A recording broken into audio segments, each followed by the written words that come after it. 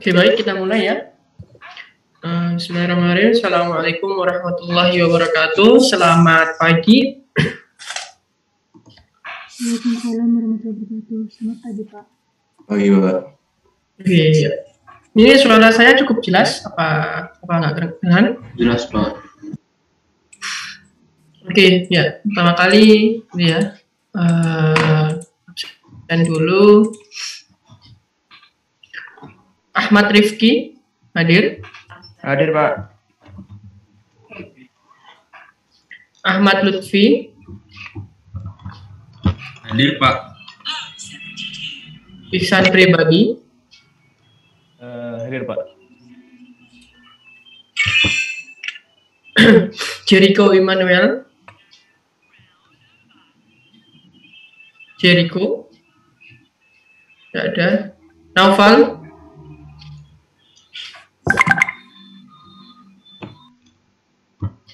Naufal nggak ada. Muhammad Faiz.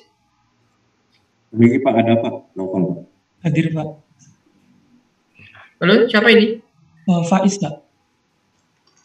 Muhammad Faiz ya, oke. Iya Pak. Rahmadi. Hadir, Rahmadi Pak. Armusaga. Hadir, Pak. Abdul Hafid. Hadir, Pak. Lukmanul Hakim. Hadir, Pak. Richard Christian. Richard. Aisyah. Tidak hadir. Muhammad Rivaldi. Hadir Pak. Dari Rafid.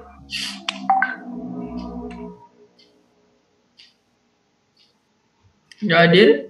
Dian Asrini. Hadir, Pak. Widya Arista. Hadir, Pak. Diva Verina.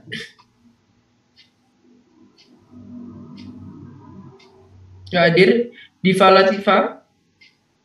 Hadir, Pak. Ezra. Hadir, Pak.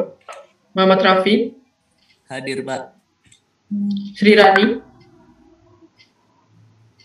Hadir, Pak. Sherin. Hadir, Pak. Rosalia.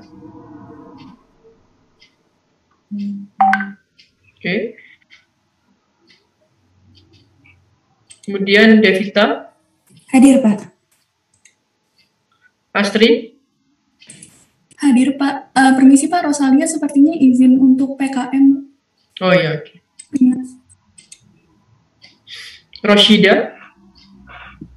Iya, Pak. Delvin. Nggak hadir. Adian. Hadir, Pak. Imade. Diago. Hadir, Pak. Muhammad Majid. Nggak hadir. Hadir, Pak. Siapa nih? Majid. Iya, Pak. Oke. Muhammad Abdillah. Hadir, Pak. Indra Cahya. Hadir, Pak. Alfredo. Hadir, Pak. Nadifa. Hadir, Pak. Ervira. Iya, hadir, Pak. Ahyani. Hadir, Pak. Nindya. Hadir, Pak. Ihwan. Hadir, Pak. Faisal Akbar. Hadir, Pak. Almas. Almas nggak hadir. Nah, Hanifah. Hadir, Pak. Oktavira. Hadir, Pak. Raden Muhammad. Hadir, Pak. Fahri Raihan. Hadir, Pak. Dianindera. Nggak hadir.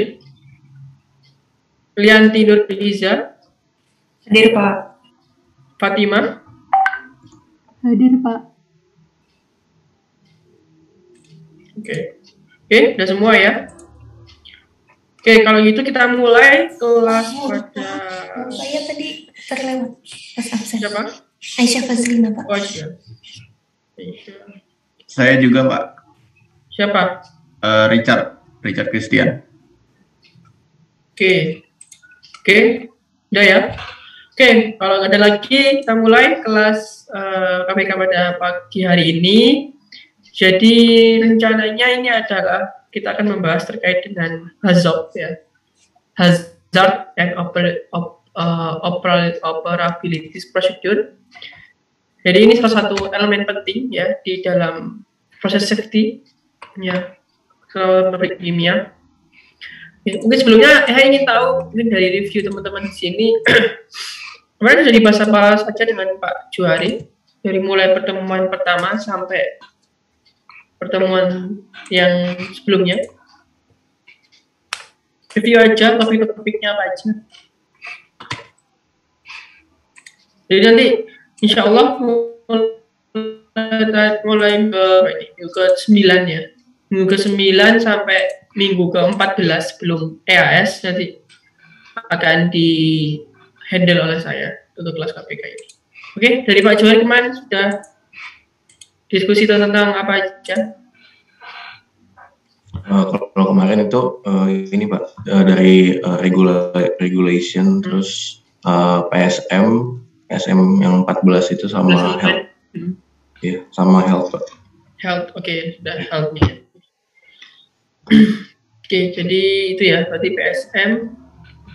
Regulation-nya yang Indonesia atau yang internasional?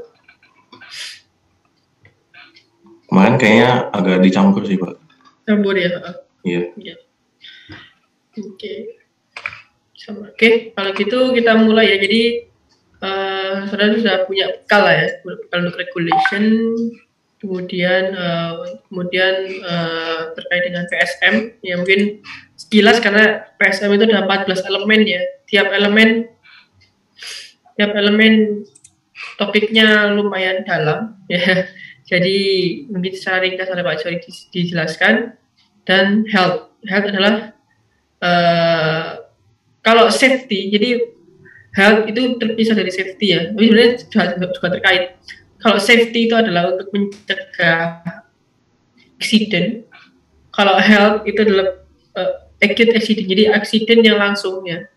Kalau health itu terkait dengan dampak-dampak yang kronis yang muncul di kemudian hari setelah dia bekerja seperti itu. Oke. Dan itu akan dirangkumkan dari keseluruhan bahaya maupun bahaya yang ada di industri itu akan dikumpulkan dan akan ditabelkan, kemudian kira-kira apa penyebabnya, konsekuensinya, dan nanti apa rekomendasi itu akan ditabelkan dalam bentuk tabel yang namanya adalah hazard. Ya. Ini adalah beberapa bisa merupakan metode yang cukup penting ya di industri nanti. Oke, apakah sudah terlihat untuk PPT-nya? Sudah Pak. Oke, ya jadi hazard. Oke, jadi gini. Ya, hazard identification. Mungkin ada pendapat dari teman-teman di sini. Apa itu maksudnya hazard identification?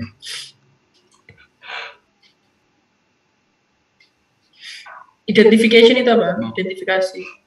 Mengidentifikasi bahaya Pak yang ada di industri. Berarti nanti saudara harapannya apa? Tahu untuk menghindari bahaya yang ada. Oke, tahu untuk menghindari bahayanya. Tapi sebelum tahu menghindari bahayanya, sekarang perlu tahu apa dulu? Tahu apa bahaya. Ah, siap. Oke. Tahu apa bahayanya. Jadi dalam suatu benda atau dalam suatu pekerjaan, saudara tahu bahayanya. Ya. Jadi itu adalah dasarnya. Saudara harus bisa melakukan hazard identification. Saudara tahu bahayanya apa. Ya. Kalau saudara nggak tahu bahayanya apa, maka saudara nggak bakal bisa untuk menghindari bahaya tersebut. Ya. Contoh saudara mengoperasikan setrika, misalkan setrika. Ya. Bahayanya apa kalau saudara mengoperasikan setrika? Setrika dulu untuk yang menghaluskan pakaian. Apa bahayanya di setrika?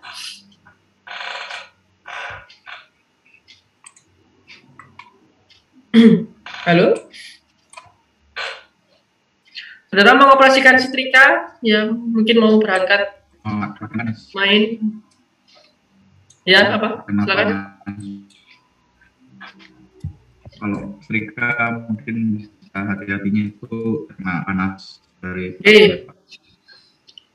Salah satu hasilnya adalah kena panas ya, jadi kan dia panas kena ke kulit kita sehingga dia akan melepuh, terus bahayanya. Apalagi kira-kira?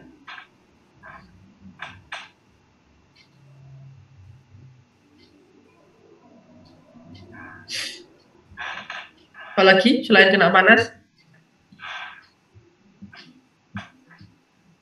Mungkin listriknya Pak bisa korsleting. Oke, korsleting ya, jadi ini menyebabkan percikan apa menyebabkan kesetrum dari korsleting tadi. Halo, Alfredo, bagaimana?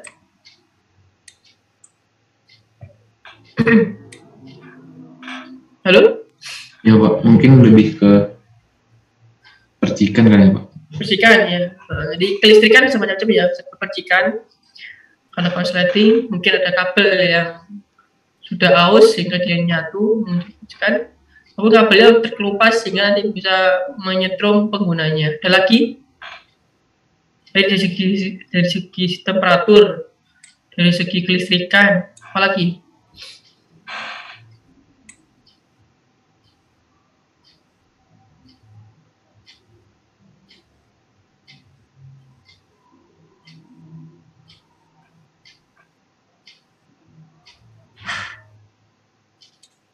Saya mikirnya kalau setrika tuh jatuh kena kaki Pak, sakit. Betul, ya, betul ya. Jadi mungkin dari pengalaman ya, jadi jatuh setrikanya kan di meja ya, kemudian jatuh kena kaki ya, sehingga menyebabkan cedera kaki. Itu betul ya, itu adalah bahaya juga. Oke, nah, semisal saudara nggak tahu tadi bahayanya, kira-kira apakah bisa menghindari dari bahaya tersebut?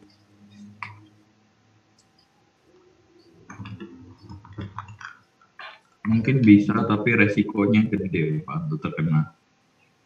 Oke, tetap beda. Oke. Jadi tetap bisa tapi tetap kena ya.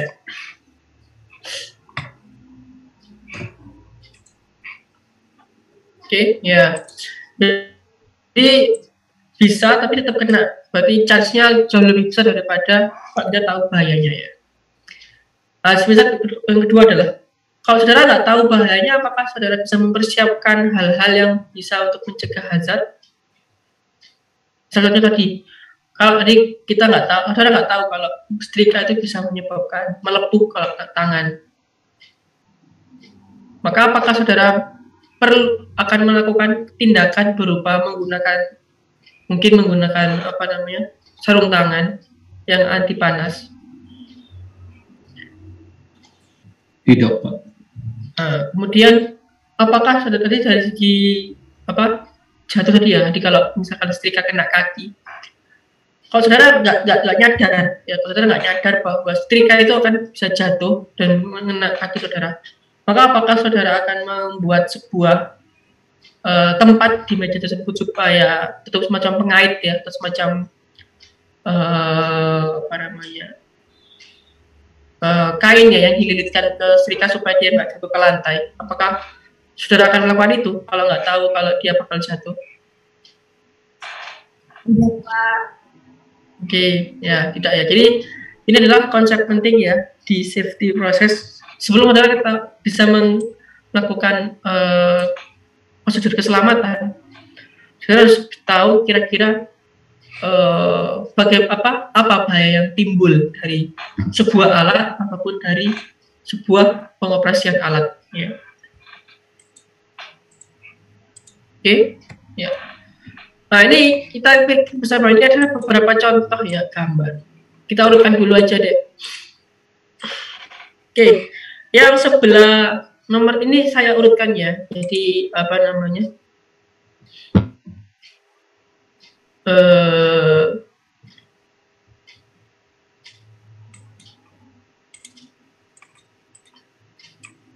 Ini nomor 1, ya ini nomor 2, ya ini nomor 3, nomor 4, ini nomor 5, Nomor 6. Oke, ini apa ini? Ini nomor 7. Oke, silakan siapa yang mau bahas dulu nomor 1. Kira-kira itu lagi ngapain dan kira-kira bahayanya apa? Oke, silakan. Yang tahu.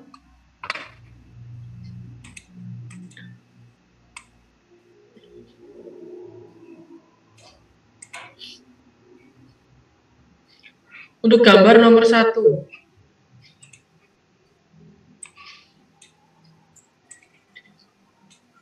Halo, ada yang mau? Tangannya bisa Silakan. kena baling-baling, Pak.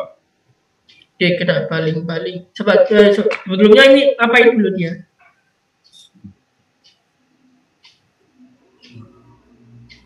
Gak apa, ngawur aja. Kayak bikin kapal gitu. Oke, berarti mungkin industri konstruksi galangan kapal, mungkin seperti itu ya. Iya, Pak. Oke, konstruksi galangan kapal. Di sini dia orang-orangnya ini pakai baju apa? Nggak pakai baju, Pak. Nggak pakai baju. Kira-kira dampaknya apa kalau mereka kerja kayak itu? Apalagi bahayanya apa deh? 3 aja. Bahayanya apa? Ini belum muter jadi nggak kena baling-baling. Apa bahayanya? Ketika mereka melakukan konstruksi kapal, pakai yang seperti itu bajunya. Oke, yang Bisa seperti. tertimpa bahan-bahan berat, Pak. Oke. Apa kakinya mungkin ya? Nggak pakai Iya. safety shoes gitu ya. Oke, Iya. bahayanya adalah cedera akibat kejatuhan benda berat ya. Saya kira itu baling-baling juga berat ya. Kan dari besi ya. Apalagi yang pertama? Ada lagi? Gampang tergores nanti, Pak. Sama barang. Oke, tergores. Mungkin ada bagian-bagian dari benda-benda alat maupun bahan yang tajam. Dia nggak pakai sarung tangan sehingga tergores. Oke. Ada lagi bahayanya. Yang ketiga terakhir. Mungkin beladang lasnya bisa kayak keracunan gitu, Pak. Soalnya kan nggak pakai masker buat apa ya? Oke, betul, boleh. Ya, mungkin ketika mereka melakukan pengelasan, ya, pengelasan mungkin ada beberapa gas ataupun partikel yang terhirup masuk ke dalam sistem pernafasan, itu perlu dicegah. Oke, jadi saudara tahu dampaknya ya, apa hazardnya dulu, sehingga tahu nanti kira-kira apa langkahnya. Yang nomor 2 ini apa dulu? Ada yang mau jawab? Bantu? Nomor 2 itu lagi ngapain? Kira-kira bahayanya apa? Yang nomor 2.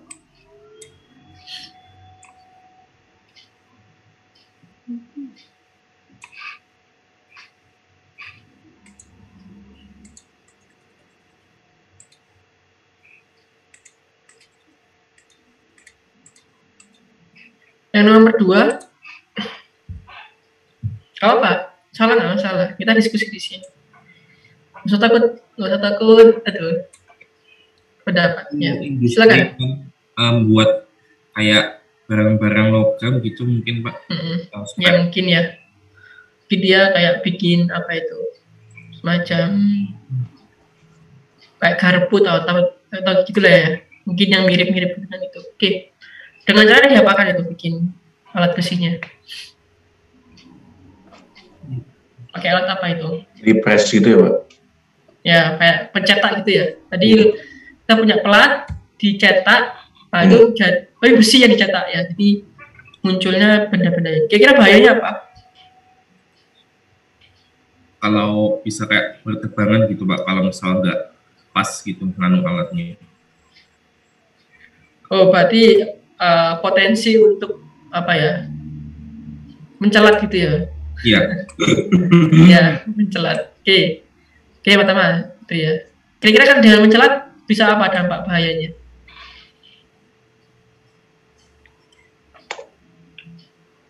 Kena Dengan mata. dia terpental. Ya, kena mata. Oke. Matanya. Jadi mungkin bisa melukai mata. Sehingga nanti harusnya pakai apa? Ketika bekerja mengoperasikan itu. Safety goggles. Kayak dulu, Pak. Oke, safety goggles. Oke, ataupun pakai pelindung kaca di depan alatnya. Oke, ada lagi? 2 lagi hazard dari gambar 2.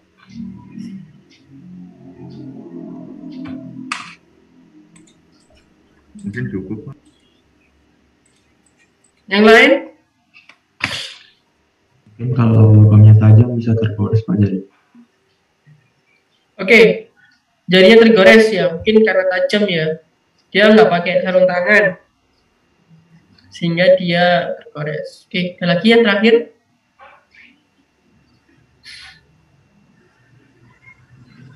Alurnya nggak tertata Pak, jadi nanti kalau misalnya jatuh bisa berbahaya, keinjek.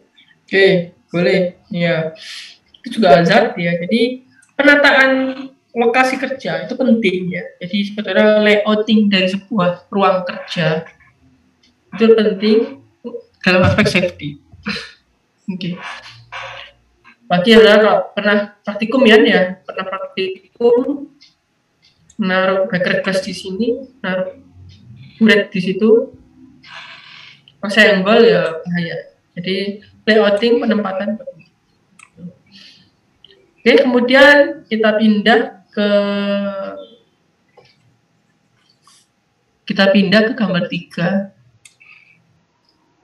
Oke. Ada yang dijelaskan gambar nomor 3 itu apa kira-kira?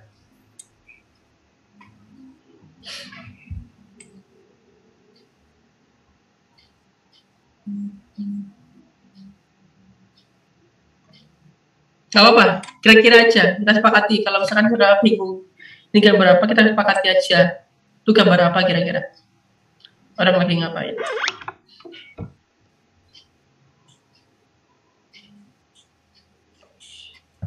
Kayak mirip sama kan dulu Pak. Mirip nomor 2. Oke, mungkin sudah terganti lah. Kira-kira kalau misalkan yang nomor 2 ini tadi adalah kita lagi ngepres bahan, yang nomor 3 mungkin adalah proses selanjutnya. Kira-kira ngapain ini? Ngalusin mungkin ya. Oh, cutting. Boleh ya Pak? Mau apa tadi alatnya? Silakan Dian. Ya Pak. Gak apa-apa. Kita sepakati aja kalau bingung. Cutting itu mungkin kan tadi mau dibentuk ya, terus mungkin ada bahan. Nah itu dipotong Pak, supaya dibuang. Oke, cutting ya. Nanti cutting proses. Kalau dia udah di press, kalau ini udah di cutting. Oke. Kalau di cutting kira-kira bahayanya apa saja di sini? Mungkin kalau bisa selain yang tadi ya, supaya lebih banyak potensi hazardnya.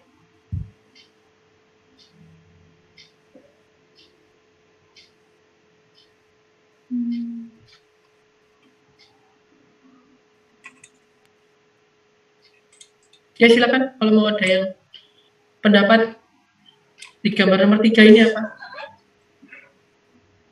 Mungkin tangan jari bisa kena pisau cuttingnya mungkin. Oke, jari terkena pisau cutting. Kenapa kira-kira jari bisa terkena pisau cutting? Mungkin nggak pakai glove gitu mungkin, atau nggak ada mungkin alat tambahan mungkin untuk membantu cutting, mungkin jadi tangan nggak terlalu dekat dengan alat pisau pemotongnya mungkin Pak. Oke, jadi nggak ada alat pembantu ya, yang kayak penjapit gitu ya maksudnya? Iya Pak, mungkin kayak japit yang bantu. Oke, ada lagi?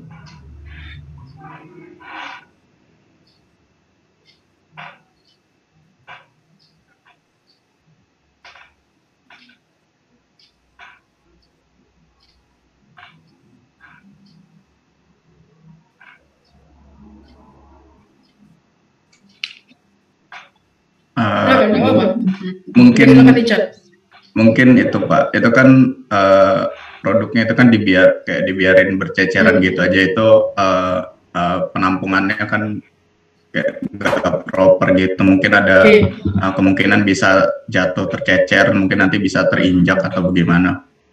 Oke, jadi bahayanya adalah ini produknya atau bahan ini ya. Ini adalah barang nggak rapi ya, sehingga menyebabkan bercecer yang dapat membahayakan pekerja lain atau pekerja. Oke, ada lagi? Terakhir satu.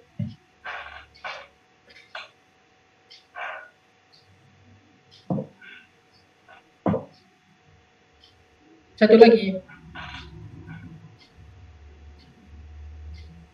Ini kita latihan ya, karena ini salah satu aspek penting saudara kalau nanti mau mengadakan sebuah proses baru ataupun mengadakan sebuah peralatan baru.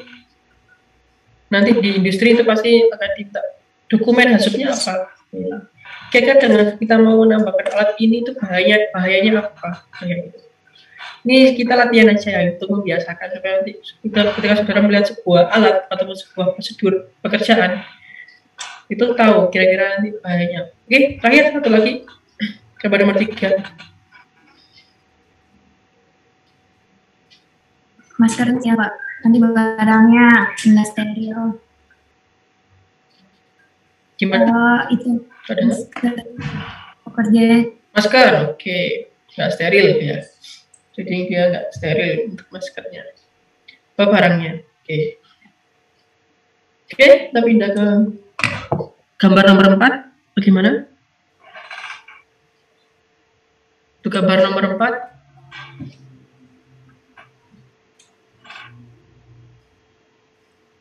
Mungkin di press lagi, Pak. Itu kalau gambarnya itu diapakan ya? Oke, di press lagi. Ada yang lain kira-kira? Biar beda dengan nomor 3.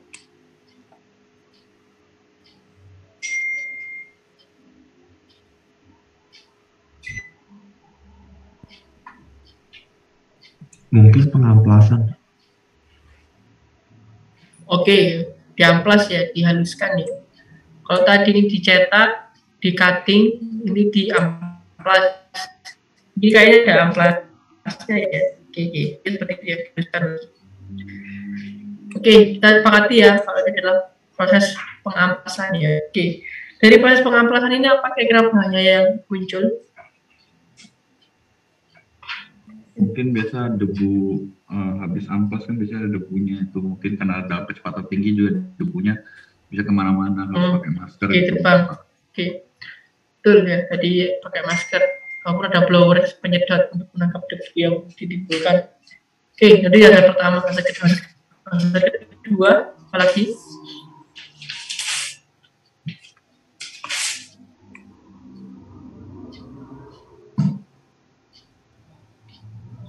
Untuk hazard kedua,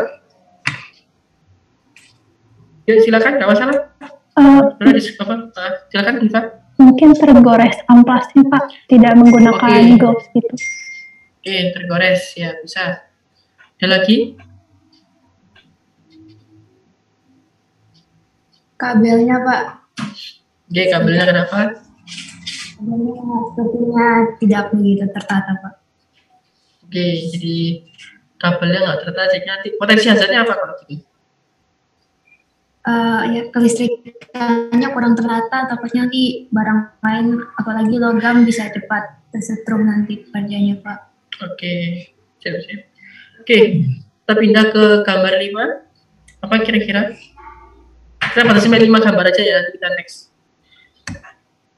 slide selanjutnya.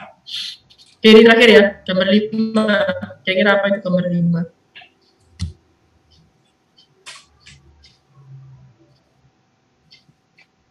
Pengecatan Pak. Pengecatan ya, mungkin ya, pengecatan. Ada gambar warna di sana, ada kayak apa barang masuk mendicat ya. Oke, kita sepakati kalau ini adalah proses pengecatan. Kira-kira apa bahayanya? Yang bisa kena mata. Oke, catnya bisa kena mata. Apa anunya supaya tidak terjadi itu? Pakai Google. Oke, yang kedua ada lagi hazardnya, apa lagi? Mungkin pakai masker Pak biar nggak terhirup. Oke, pakai masker. Ada lagi? Ini kayak penutup tambahan di bagian atasnya Pak, biar nggak gas. Mungkin kan ini pakai spray gitu kan, spray cat mungkin nggak kemana-mana. Oke. Ya betul. Oke, bagus dari apa yang telah kita sampaikan di sini. Tapi ingat ya, hazard bahaya itu tidak hanya menyebabkan bahaya pada pekerja atau pada manusia, tapi apalagi selain pada manusia, selain pada ya betul lingkungan, apalagi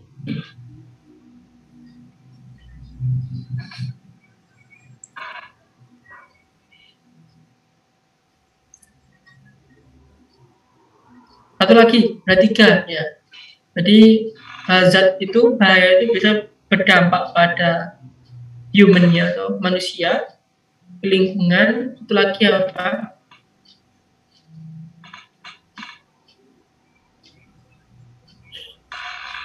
Peralatannya, Pak. Ya betul ya, ke peralatan. Dampaknya apa kalau ke peralatan? Rugi, Pak.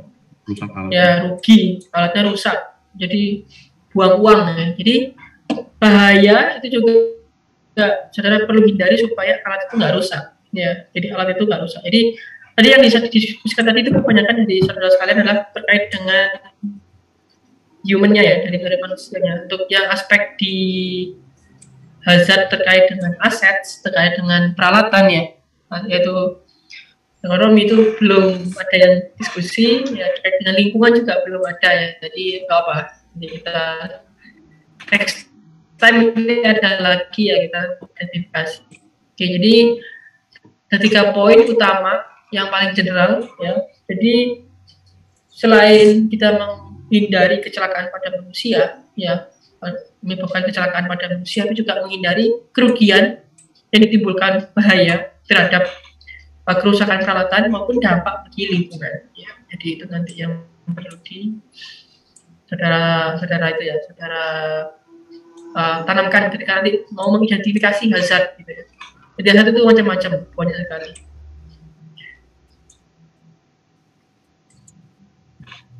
Oke, ini banyak sekali ya. Jadi, nah ini juga ini ya. Jadi tadi saudara bisa menentukan hazard sebuah sebuah peralatan maupun operasi. Itu tiap orang beda-beda. Kira-kira apa yang menyebabkan seseorang itu bisa menentukan atau mengidentifikasi sebuah hazard? Apa faktor utama? Kita seorang itu melihat sebuah alat atau melihat sebuah operasi, proses. Kira-kira ini hazardnya seperti itu. Itu apa yang menyebabkan orang itu bisa menentukan hazard itu? Kalau di alat ini hazardnya kayak gini. Kalau alat ini dilakukan seperti ini, oh kira-kira hazardnya seperti ini. Apa kira-kira yang jadi yang membantu dari seseorang itu bisa menentukan hazard dari sebuah alat dan proses? Ya silakan. Yang mau diskusi nggak apa-apa, nggak usah takut salah.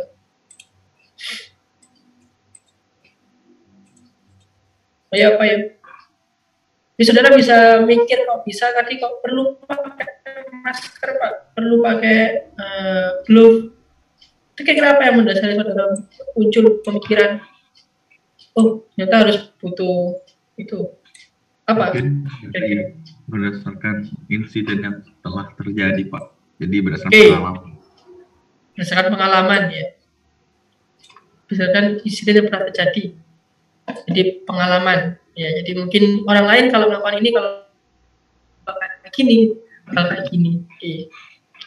Pengalaman salah satu kunci penting kita bisa menentukan sebuah hazard. Ada lagi selain pengalaman? Berdasarkan penelitian mungkin Pak.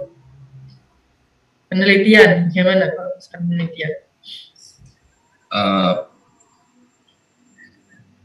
Misal kayak dia itu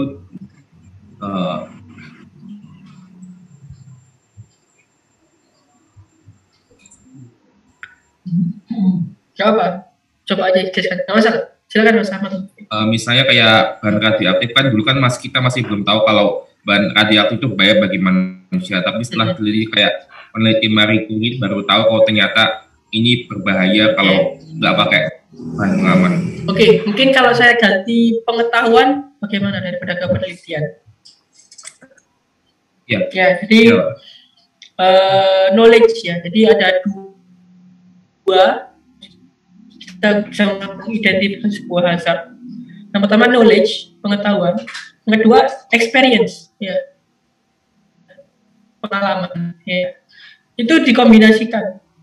Ketika seseorang punya pengetahuan yang lebih dan pengalaman yang lebih, dia akan melihat hazard pada sebuah alat maupun sebuah proses itu akan lebih banyak daripada orang yang tidak sama dengan yang punya tulis ataupun experience tidak sama dengan dia, ya. Jadi kenapa bedanya ya, hazard di dapur, hazard di dapur. Yang satu saya tanyai seorang dokter, yang satu saya tanyai seorang koki, ya. Mana yang kira-kira orang yang bisa memberikan informasi hazard lebih detail di dalam sebuah dapur? Satunya dokter, satunya seorang koki. Mana kira-kira? Siapa? Koki. Halo, apakah? Ya, yang koki ya. Karena dia pengetahuannya sudah tahu apa di sana itu ada panci, ada wajan, ada minyak goreng, ada kompornya kayak gini, bukanya kayak gini. Nah itu sudah pengetahuannya sudah mumpuni, pengalamannya sudah, jam terbangnya sudah tinggi, ya. Jadi dia sudah bisa mengidentifikasi. Jadi itu nanti kuncinya ya. Saudara nanti kalau nanti bekerja di industri ingin mengidentifikasi sebuah hazard, maka saudara perlu selain pengetahuan terkait dengan industri itu juga pengalamannya. Jadi pengetahuan nanti saya dapatkan di ya pas kuliah ini ya, untuk pengetahuan dari pengetahuan dasar lah minimal, jadi dari unit operation, dari termodinamika, dari sistem manufase, dari reaksi, ya, dari temperatur, pressure, ya itu ada tahu nanti. Ya itu minimal dari pengetahuan, karena dari pengetahuan saja sudah bisa menentukan hazardnya.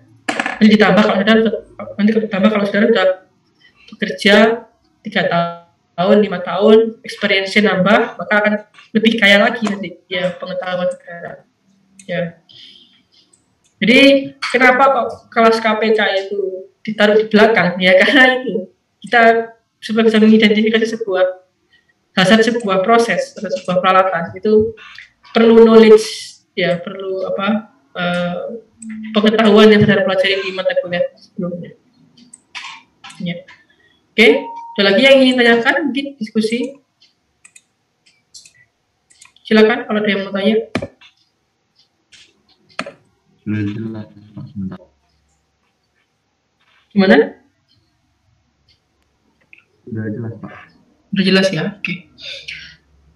Oke, jadi itu tadi ya, minimal saudara bisa mengidentifikasi sebuah hazard dulu yang didasarkan pada pengetahuan dan pengalaman saudara. Ya. Jadi makanya nanti ketika kita mau menyusun identifikasi hazard, ini pasti nanti rapatnya itu nggak hanya orang teknik kimia ya. Jadi nanti rapatnya itu multidisiplin. Jadi ada orang kimia, orang proses, ada orang mesin mungkin untuk batasan terkait dengan mesin, ada orang instrumen, ada orang lingkungan, ya, ada kesehatan juga, mungkin ada dokternya juga. Nanti semakin bidang ilmunya banyak itu semakin bagus ya, dikaji.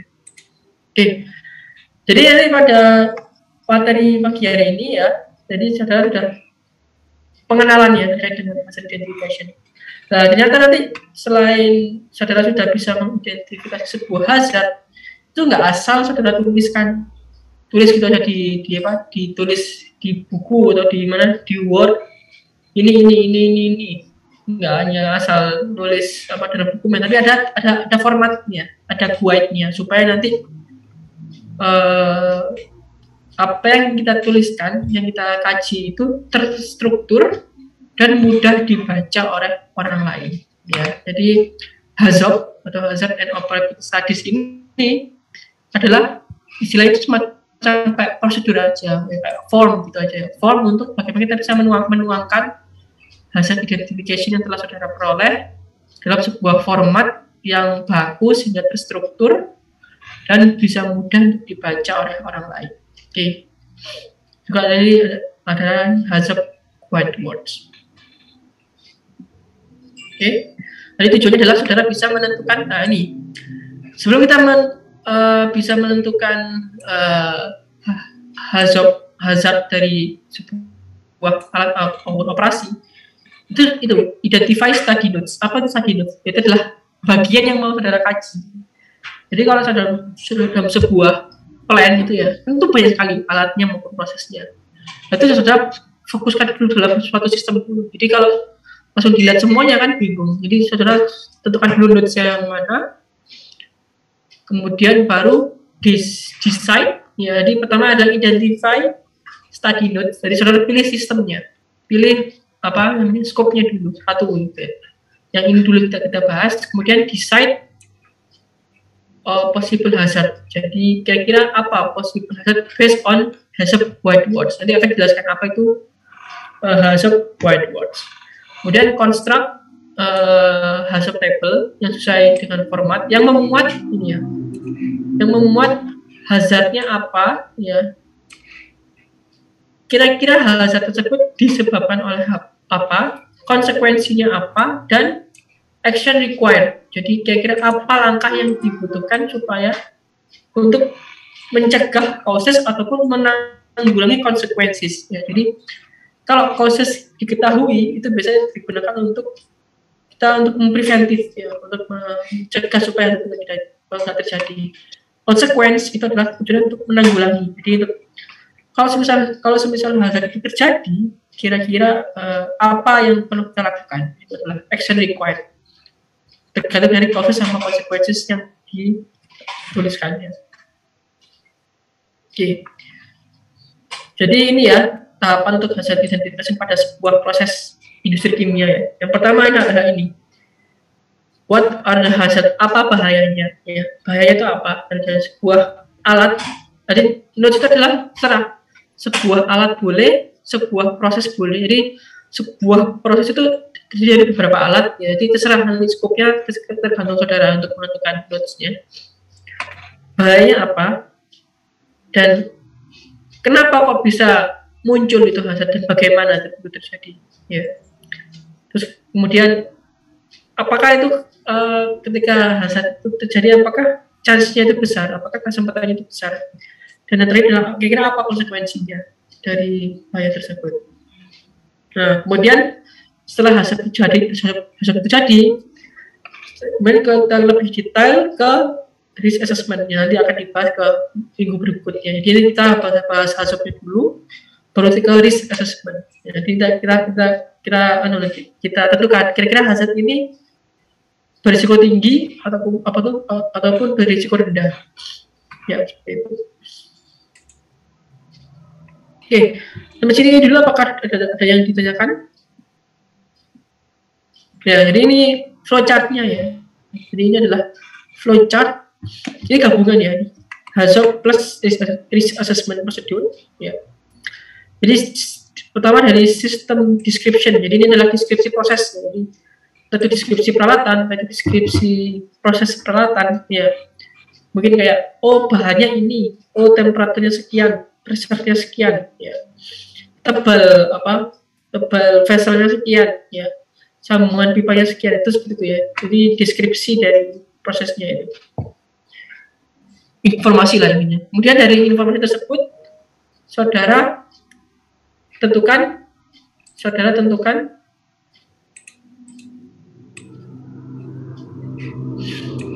tentukan hazardnya.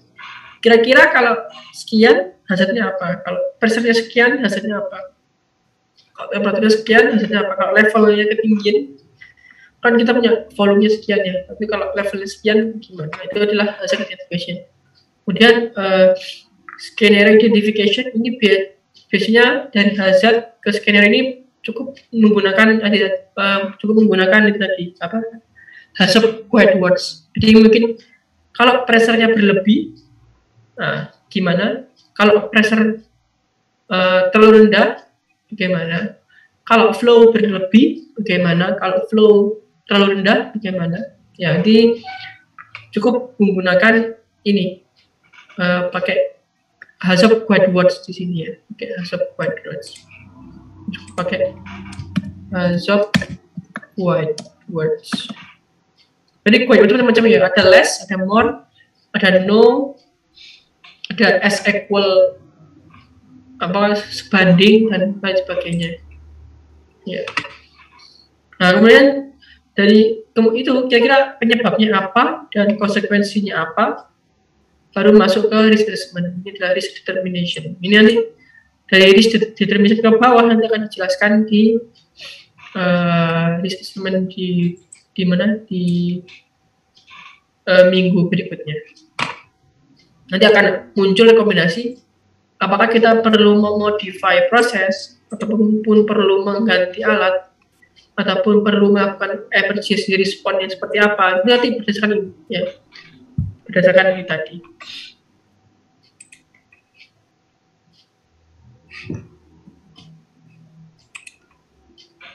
Oke.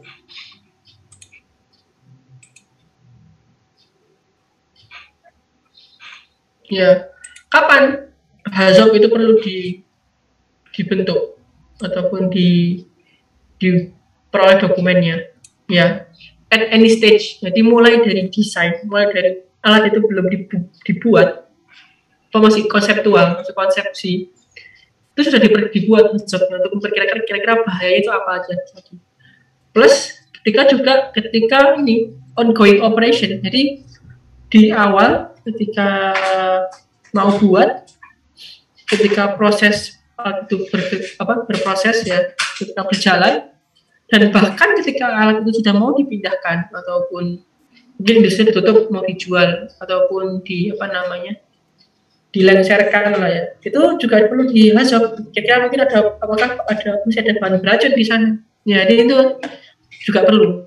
Ya, jadi juga perlu di sana. Di semua stage, mulai dari konsepsi, operation, sampai bahkan ke shutdown itu juga masuk di sana. Oke.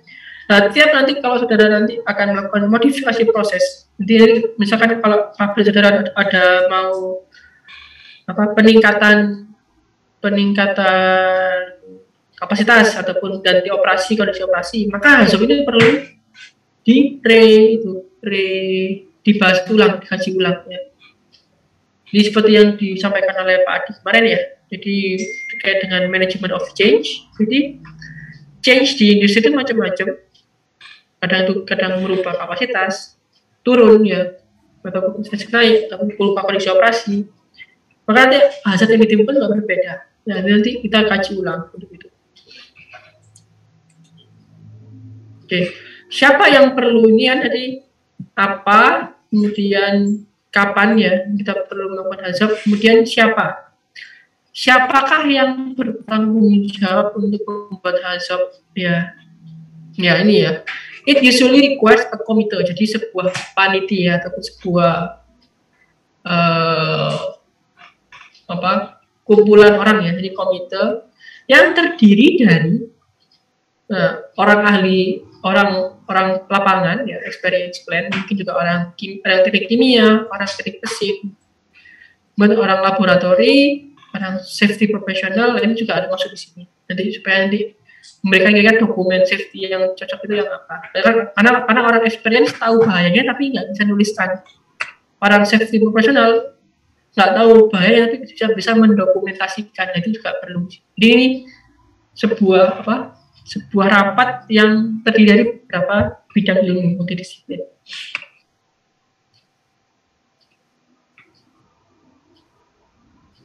Ya, dan satu orang itu harus sebagai trained safety personnel, yang maksudnya adalah safety professional. Ini dia sebagai ketuanya. Jadi karena dia yang tahu kira-kira dokumen safety itu seperti apa dan kira-kira butuh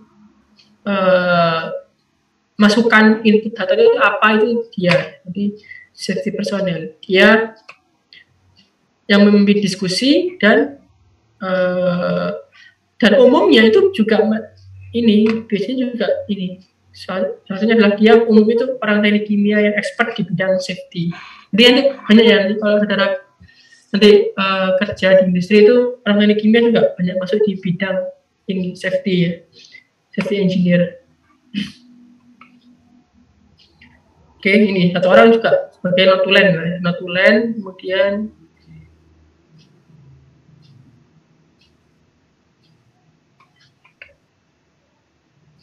ya ini tergantung kalau ini meeting duration tergantung. Nah, berarti kan ya. Jadi HAZOP itu memang ini takes a large investment of time and effort. Jadi memang kadang itu diskusinya itu lama, panjang, dan memeras otak ya, karena kita harus mikirkan hazard itu apa saja. Berarti hasilnya itu akan jadi sebuah panduan operasi ataupun nanti jadi sebuah acuan nanti kira-kira apa langkah yang perlu kita lakukan kalau misalkan ada sesuatu. Jadi itu hasilnya cukup bagus lah. Oke. Nah, how to perform ya, jadi bagaimana kita bisa membuat hazard ya. Jadi ini ya, provide a list. Jadi memang awalnya kita buat sebuah daftar ya. Tuliskan semua item maupun possible problem yang mungkin terjadi. Jadi tulis dulu ya, yang hal-hal yang problem-problem yang mungkin terjadi itu dituliskan.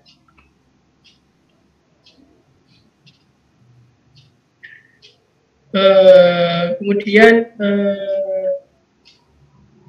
dan juga HAZOP itu kadang itu pada saat awal pembuatannya itu mungkin masih dalam ini preliminary stage. Jadi kenapa? Karena nanti ada beberapa hal yang belum kita bisa lihat kalau dia alatnya itu belum beroperasi. Jadi nanti mungkin ada revisi terus-menerus dalam HAZOP. Jadi dibuat kemudian akan terus. Nah ini adalah checklist ya dari contoh ya proses hazard checklist.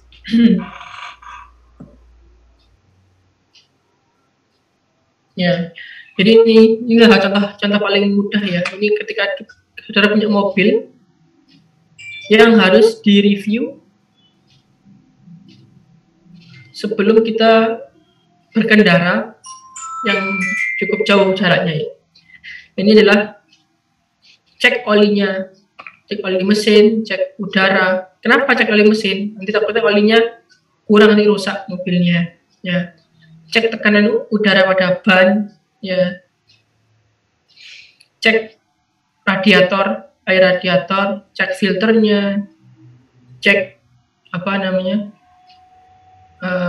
air wipernya, cek lampunya, lampu depan maupun lampu belakang, cek knalpot ya dan lain sebagainya, cek gasolin ya, cek bensinnya ya. Kenapa? Karena ini ketika saudara mengecek ini akan mencegah sebuah hazard dan lebih ya. Oke, sampai sini apakah ada pertanyaan?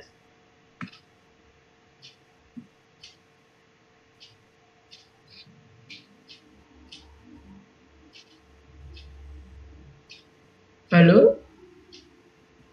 Cukup, Pak. Oke. Lalu kita lanjutkan. Ini hazard survey. Jadi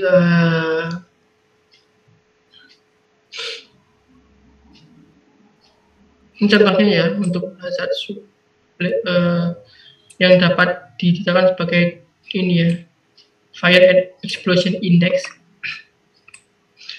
Di sini apa macam? Nah, ini terkait dengan ini. Ini sering digunakan pada inventory of hazardous material. Jadi ini misalkan untuk bahan apa ini? Contohnya di sini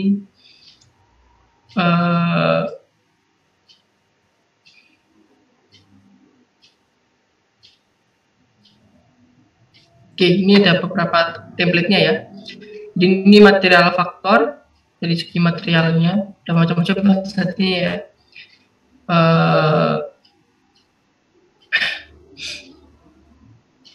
base faktor dasar. Jadi semua chemical itu pasti punya ini. Apakah reaksinya eksotermik, apakah endotermik, apakah dia handlingnya bagaimana, liquid solid beda handlingnya, akses, drainase, spill controlnya bagaimana.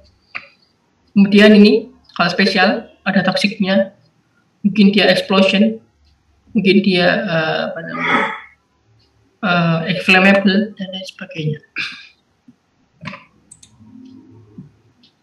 Oke.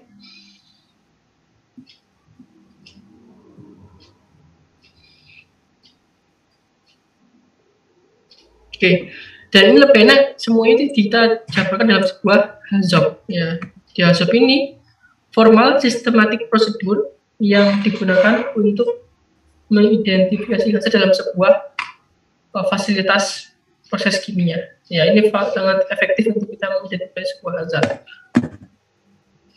Oke, ini adalah ini ya. Jadi HAZOP itu sebenarnya template aja, form kita untuk menuangkan hazard dalam sebuah proses ataupun peralatan. Itu aja sebenarnya. Ya, ini cuma form gitu aja. Cuma untuk isi formnya itu perlu pengetahuan maupun pengalaman. Jadi ini adalah form baku untuk memudahkan kita untuk menuangkan hazard dalam sebuah dokumen. Ya. Jadi ini ya, jadi hazard itu adalah sebuah kualitatif teknik. Jadi kenapa kualitatif? Karena dia nggak terukur, namanya belum terukur. Ya. Jadi nggak ada, cuma dia lebih ataupun dia kurang. Tapi lebihnya berapa, kurangnya berapa itu belum dikaji di sana ya. Jadi kualitatif teknik yang berdasarkan guide words. Apa itu guide words-nya? Nanti coba lihat di sana ya. Yang dilakukan oleh ini tim multidisiplin dalam sebuah rapatnya.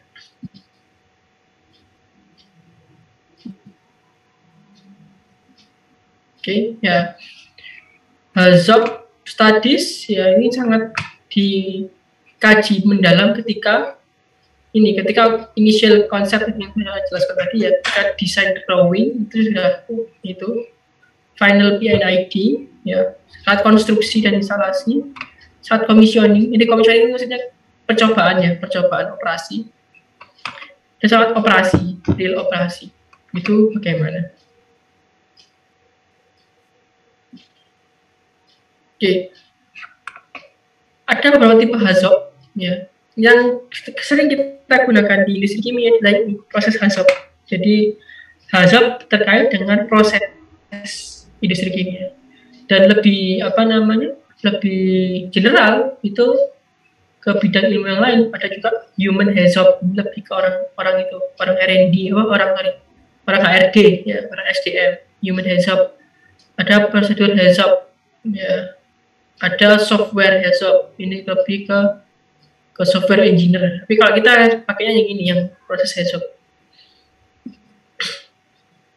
Oke, jadi tujuannya HAZOP adalah mengidentifikasi penyebab maupun konsekuensi dari adanya operasi yang mal-operation atau operasi yang di luar umum. Jadi kalau ada operasi yang di luar dari biasanya, itu kira-kira penyebabnya apa dan dampaknya apa, itu ini gitu. Jadi HAZOP itu menunjukkan kalau dari operasi yang kita lakukan dalam sebuah alat maupun dalam sebuah proses itu ada di luar normal, jadi mal-operation adalah itu. Kalau dia pokoknya di luar dari biasanya, itu kira-kira penyebabnya apa, konsekuensinya apa. Di luar dari biasanya itu apa saja, macam-macam. Biasanya bisa pressure-nya terlalu tinggi, bisa levelnya terlalu rendah, level liquidnya, bisa temperaturnya terlalu rendah, macam-macam. Jadi kira-kira dampaknya apa, penyebabnya apa. Oke, ini salah satu ya, step prosedurnya ya. Jadi pertama bikin template-nya dulu ya, ini just a study note.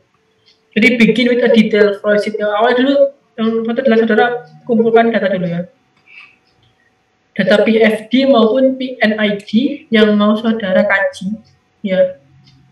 Misal mau mengkaji proses distilasi, ya itu saudara perlu data PFD maupun PNID. Di sana akan diberikan data apa saja, pressure-nya sekian, temperaturnya sekian, flow-nya sekian, ya. Kemudian dimensi dari tangkinya sekian, ya, tingginya sekian, diameternya sekian. Itu ini adalah pengumpulan data. Umumnya sih PFD, PNID, plus mungkin ada engineering dataset yang memuat dimensi maupun tebal, bahkan mereka tebal tebal vesselnya dan lain sebagainya. Kemudian pilih study node. Nah, dari sebuah tadi kalau proses distilasi tadi, mungkin kita kaji reboilernya dulu, mungkin kita kaji kondensernya, ya kita kaji, atau kita kaji kolomnya, ya, level pada terserah. Ini case study ini terserah saudara, ya terserah saudara. Kemudian ini, nah, describe, jadi jelaskan sebuah study tadi itu deskripsi pekerjaannya apa. Ini contohnya, misal ini study nya adalah vessel V1. Vessel V1 digunakan untuk menyimpan benzen. Nah, itu adalah deskripsi tugasnya dia. Dari itu alat itu tuh, alat tersebut itu tugasnya apa, itu dideskripsikan. Kemudian pick proses parameter. Jadi dalam sebuah vessel ini apa saja prosesnya, apa parameternya. Umumnya sih ini ya, 5 ini ya. 4 biasanya paling sering. Flow, level, temperatur, pressure. Ya, kalau sudah tambah lagi boleh. Concentration, pH, viscosity, kemudian fasenya apa, ya, volume dan lain sebagainya. Tapi yang umum itu 4 ini, 4 awalnya, flow, level, temperatur, pressure. Mungkin tambah concentration juga lah, ya. Tambah concentration. Ini yang sering, ya, ini yang sering. Apply guide words. Nah, pada tiap-tiap proses parameter. Jadi di flow ini kira-kira less atau more, atau ini less, more, no flow, ya. Jadi nanti apa dampaknya dan penyebabnya apa, ya. Jadi ini ya, guide word-nya ini menunjukkan possible deviation. Jadi guide words HAZOP itu kata pemandu itu menunjukkan pada deviation proses. Nah, ini ya, ini contoh guide word pada sebuah HAZOP. Ya. Ada no, not, non. Apa itu maksudnya? Guide words no, not, non ini untuk mengartikan bahwa nggak ada. Jadi misalkan kalau no flow, no pressure, gimana ya? Jadi menunjukkan dia nggak ada. No, not, non. Ada juga ini more, higher, greater. Nah, ini menunjukkan dia melebihi, deviasi yang melebihi dari yang seharusnya. Ada less, lower, itu menunjukkan kurang dari yang seharusnya. Ada as well as, ya. Ada part of, ada reverse, ya. Ini reverse ini biasanya untuk flow, biasanya. Yang logical opposite. Jadi yang harusnya ke arah kanan, dia malah ke kiri. Reverse flow, ya, back flow. Other than ini lebih dulu atau soon, other than ini complete solution ya. Ini sooner than, later than, dan lain sebagainya. Jadi tiap parameter ya, apply a guide to a process parameter dengan guide word yang cocok. Jadi ada beberapa parameter itu yang nggak cocok. Contohnya kayak temperatur itu nggak ada reverse ya, jadi nggak bisa dipakai ya. Jadi seperti itu. Temperatur non ini juga nggak ada, no temperatur itu nggak ada, adanya cuma lower temperatur sama more temperatur mungkin gitu ya. Atau ini panasnya lebih dulu daripada yang itu juga ini too early in wrong order, jadi dia terlalu duluan daripada yang seharusnya. Oke, sampai sini sebelum kita masuk ke contoh soal, apakah ada pertanyaan dulu dari materi yang disampaikan?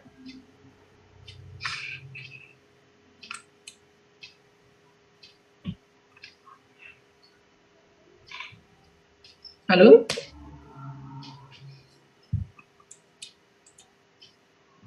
Gimana?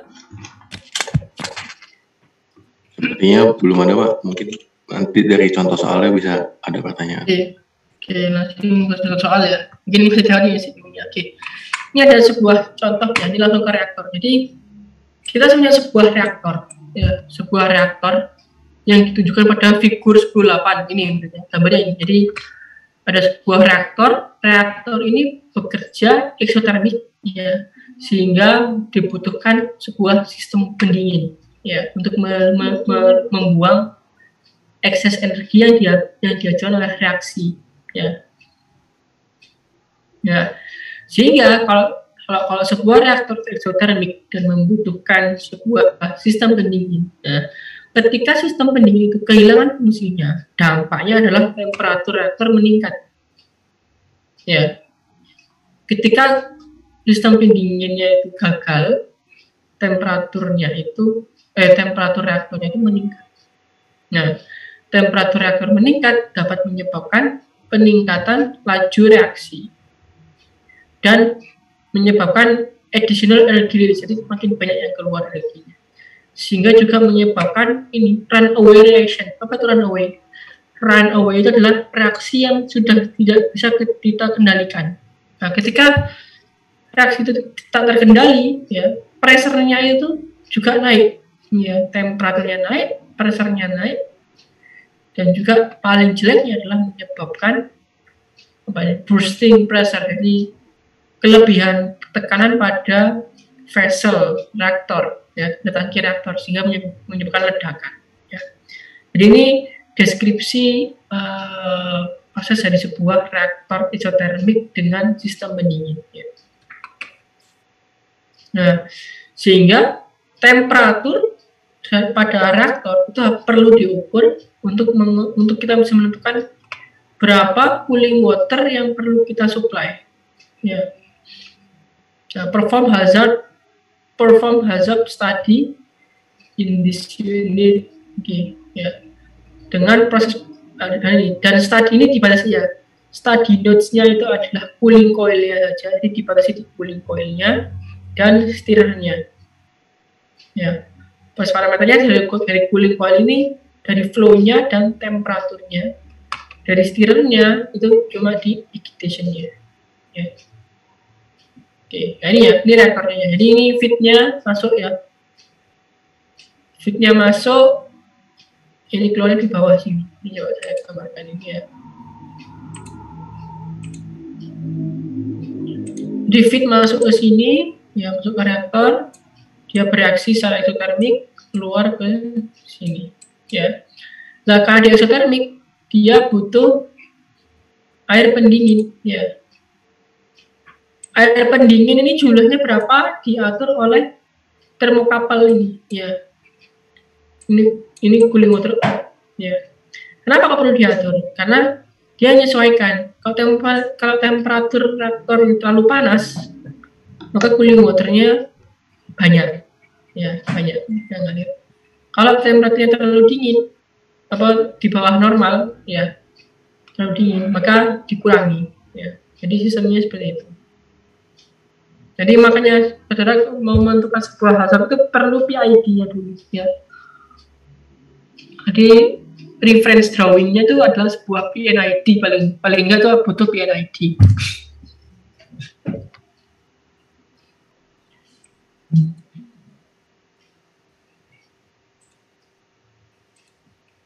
Oke, ya. Oke, ya ini ya. Guide words applied to study node of the cooling coil and with design first parameter. Dan jawabannya ditunjukkan pada tabel 10.7 ini. Ya. Jadi kan diminta study node-nya cuma 2, cooling coil sama stirrer-nya.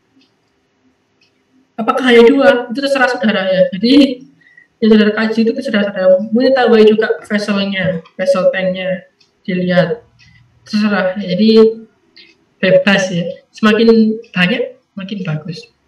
Ini pertama, ya, adalah cooling coil sama stirrer, dan untuk cooling coil dicek flow-nya dan temperaturnya, ini stirrer dicek agitation-nya. Oke, ya ini ya. Oke, jadi ini pertama dulu, ya. Jadi item ini cuma nomor doang. Ya. Biasanya angka ini menunjukkan study node. Ketika study node-nya ganti, angka ini baru ganti. Ya. Nah ini untuk cooling coil ya ada 2 parameter. Kita cek flow-nya, flow pada cooling coil dan juga temperatur pada cooling coil, pada coil pendingin. Ya. Nah dari flow tadi, yang cocok apa saja? Ada no flow, ada higher flow, ada lower flow, ada as well as part of and reverse. Ya.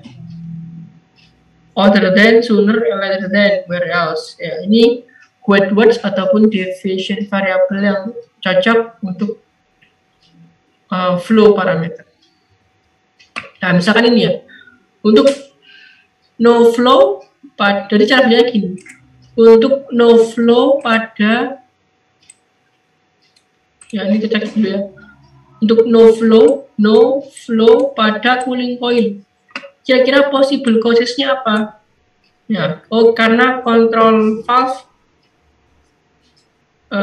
fail close, jadi karena fail close ya, atau karena buntu ya, blocked cooling coil karena dia tersumbat ya. Dampaknya apa kalau misalkan no flow pada cooling coil? Nah ini dampaknya adalah loss of cooling function, jadi kehilangan sistem, intinya gagal ya cooling system, sehingga menyebabkan possible runaway reaction, jadi reaksi yang tak terkendali. Nah, sehingga action required-nya apa? Nah, action required-nya adalah pilih valve yang fail open, jangan yang fail close. Takutnya apa? Ketika kontrol gagal, kalau fail open itu masih langsung buka, dia langsung ngalir aja. Kalau dia pilih yang fail close, nah itu nanti dia akan nutup kalau sistem instrumennya gagal. Nah itu penting ya, pemilihan dia itu fail open atau fail close itu penting. Kemudian, nah ini install filter, ya. Jadi supaya dia mencegah plugin ini, ya. Kemudian install cooling water flow meter dan low flow alarm. Jadi supaya mencegah no flow ini dipasang flow meter, diberikan alarm kalau flow-nya itu rendah ya. Jadi nggak sampai no itu sudah tercegah di low flow alarm. Nah, install high temperature alarm. Nah juga ini juga ketika no flow itu kan apa? Ini juga ya penyebabnya adalah cooling water service-nya failure. Air pressure fails ya. Kemudian cek monitor reliability of supply airnya ini dari cooling tower, dari cooling towernya itu yang supply waternya itu apakah dia bekerja dengan baik ya. Dan install high temperature juga karena kan kalau no flow temperaturnya naik, itu kelihatan kalau temperaturnya naik mungkin karena no flow ini ada perlu alarm high temperature untuk menghindari runaway reaction. Nah, please control on critical experiments. Oke. Di sini apakah ada pertanyaan? Ini untuk satu guide words ya. Jadi untuk satu guide words, jadi satu parameter dan satu study node. No flow at cooling coils itu dampak kira-kira penyebabnya apa macam-macam, dampaknya macam-macam, dan action required-nya apa saja. Nah ini kemudian apabila flow cooling pada cooling coil ini high, terlalu tinggi, nah dampaknya apa? Penyebabnya apa? Control valve fail open, jadi ketika dia gagal control valve itu dia langsung buka full, sehingga dia terlalu banyak flow-nya pada cooling coil. Kemudian control fails and open valve, ini adalah valve terbuka terlalu banyak ya. Jadi penyebab flow terlalu tinggi itu adalah valve-nya terbuka terlalu besar. Apa dampaknya ya? Reaktor terlalu dingin Sehingga reaktannya yang terbentuk, ini maksudnya kenapa? Ini kalau misalkan reaksi reversible ya. Kalau reaksi reversible itu sudah ada produk, kalau dingin lagi itu takutnya kembali ke reaktan lagi. Jadi ini adalah apa istilahnya itu rugi lah. Karena awal sudah terbentuk produk, balik lagi ke reaktan. Ya. Kemudian possible runaway anything, ya. Sehingga nanti update prosedur. Kemudian apabila low flow, ya di sini kalau high flow, ini low flow, akhirnya dampaknya kenapa? Ada tersumbat sebagian, terus supply airnya itu kecil ya, yang disupply water source-nya failure, control valve lambat ya, fail to response, jadi dia nggak dang buka gitu ya mungkin. Nah ini sehingga kehilangan fungsi cooling dan mungkin runaway. Nah, ini kalau misalkan action required-nya sama, saudara bisa tuliskan sebagai ini. Jadi cukup lihat 1A2, jadi 1A, jadi 1 item 1A, point number 2. Nah, ini ya. Jadi ini kalau dia jam sama, penyebabnya apa? Tinggal pakai ini aja. Ya, ini temperatur. Temperatur biasanya deviation-nya cuma 2 ya, lower temperature sama higher temperature. Ya. Kenapa? Penyebabnya apa? Karena mungkin water supply-nya terlalu rendah temperaturnya atau terlalu tinggi. Nah, ini kalau non, ya tulis non. Dampaknya apa? Konsekuensinya kalau memang nggak ada konsekuensinya, ya udah tulis non. Ya, nggak berdampak. Cooling sistemnya high, jadi temperatur increase gitu aja. Ya, action required-nya diberikan apa? Temperatur alarm, high flow temperatur alarm. Oke. Kemudian untuk agitation, nah agitation itu biasanya apa? Pengadukannya. Stir, pada stir apa? Ditujukan pada RPM biasanya pengadukan. Pengadukan macam-macam ya. Ada no pengadukan, biasanya ada low juga sih sini. Lower. Lambat dia ngaduknya, dia pelan. Ini kalau more, kalau dia belum di ngaduknya, dampaknya apa? Ya, high motor speed. Ini sebenarnya ada konsekuensinya ya. Kalau agitasinya terlalu tinggi, ya, itu menyebabkan apa? Vibrasi. Ya. Vibrasi itu berbahaya. Vibrasi itu berbahaya. Ya. Sekarang juga perlu alarm, ya, jadi supaya agitasinya ini tidak perlu muternya terlalu tinggi. Ada alarmnya. Oke, sampai sini apakah ada yang ditanyakan dulu? Jadi ini kolomnya ya, di item, study notes, proses parameters, deviation, ini no, high, low, ini sesuai dengan keyword, possible causesnya apa, possible consequence-nya apa, action required-nya apa. Dan jangan lupa, ya, judul ini perlu dituliskan nih. Judul, project name-nya apa yang dilihat rektornya, reference drawing-nya mengacu pada mana. Ini perlu, ya, ini perlu dituliskan. Ya, section-nya.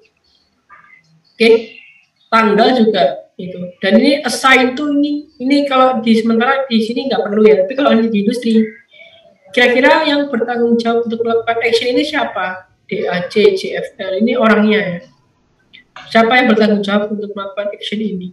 Jadi assign to, ditugaskan pada siapa? Itu perlu dijelaskan sebenarnya di sini ya. Kalau sementara di sini adalah sedang ngawur aja nggak masalah. Ya, ini dia sesuai dengan jabatannya ya. Mungkin operatornya yang bagian cooling flow itu adalah orang ini. Jadi seperti itu. Oke, mesinnya apakah ada pertanyaan? Ingin bertanya, Pak. Silakan. Kalau untuk yang section no action sama complete itu gunanya buat apa ya, Pak? Yang mana? Yang di kanan, Pak. Yang ada no action sama complete.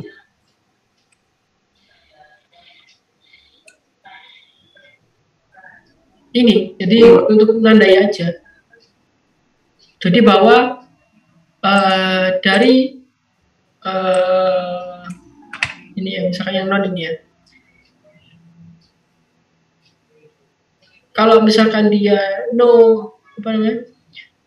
possible causesnya ataupun konsekuensinya saudara anggap itu tidak perlu dilakukan aksi, ya di X ini aja, gitu. Ya. Jadi saudara sudah tahu possible causesnya ini dan possible konsekuensinya ini, ya kira-kira nggak perlu aksi, dan jadi ditandai. Ya. Oh iya, Pak. Berarti walaupun dia, tapi walaupun jadi misalnya possible causesnya itu tidak menghasilkan konsekuensi, tetap ditulis ya Pak. Cuman nanti di actionnya ditandain gitu ya Pak. Jadi nggak masalah saudara tuliskan kasusnya apa dan kira-kira tidak menyimpan konsekuensi, nggak masalah, tuliskan aja. Karena semakin kaya itu menunjukkan bahwa aspek ini tuh sudah dipikirkan. Jadi aspek ini kira-kira dipikirkan nanti, tapi ternyata nggak ada konsekuensinya, ya nggak masalah. Jadi itu tadi untuk menunjukkan bahwa aspek ini sudah dipikirkan, tapi ternyata nggak ada konsekuensinya. Itu ya. Oke. Coba. Oke, ada lagi nanya. Oh ya, untuk yang complicated ini maksudnya adalah apakah ini sudah dilakukan apa enggak? Kalau dilakukan ya dicentang.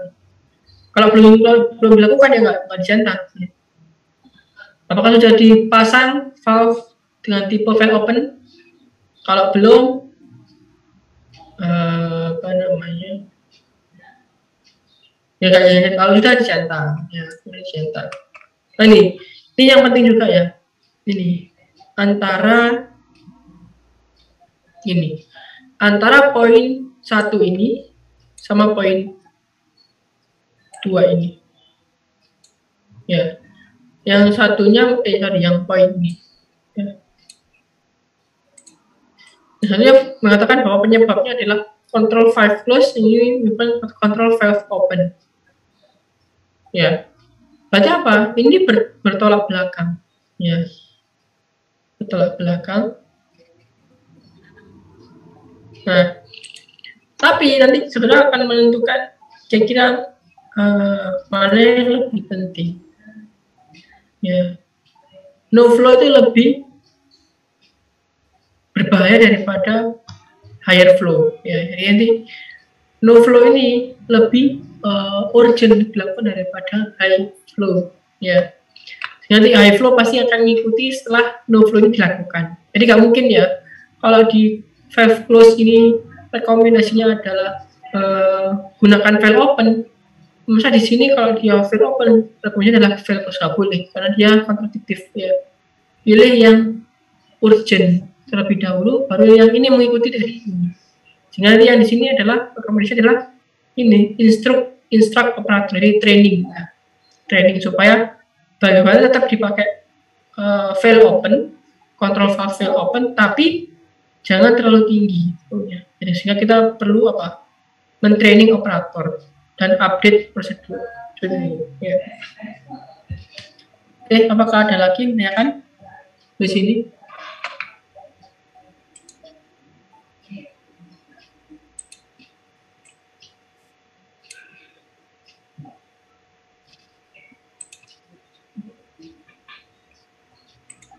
Oke, ada lagi menanyakan?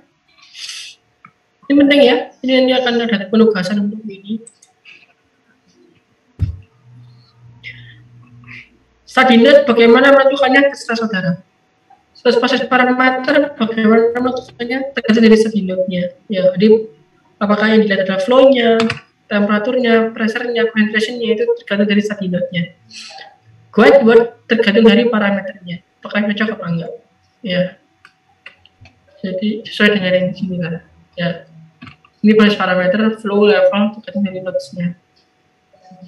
Guide word sesuai dengan parameternya yang possible muncul. Oke.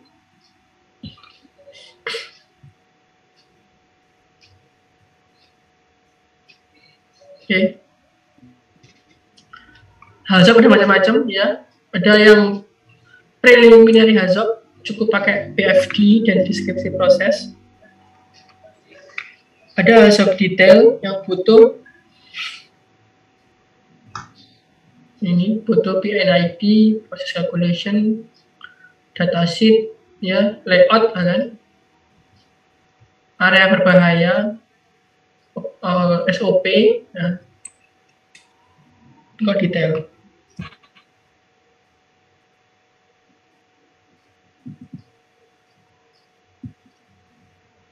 Oke, ini flowchartnya ya untuk membuatnya.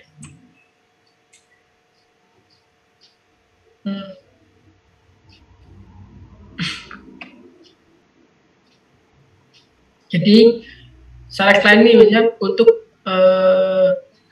proses parameter tadi no flow, kira-kira mungkin apa enggak? Ya. Kalau nggak mungkin kan ini enggak ke samping ya, kalau dia ke bawah. Kalau memungkinkan, apakah dia berbahaya dan juga apakah dia mencegah, dia menghambat efisiensi operasi.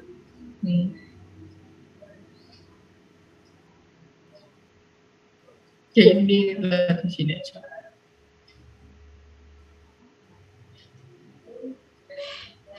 Oke, nanti silakan nanti untuk sisa waktunya silakan manfaat untuk penugasan ya. Intinya di sini nanti silakan membuat hazard.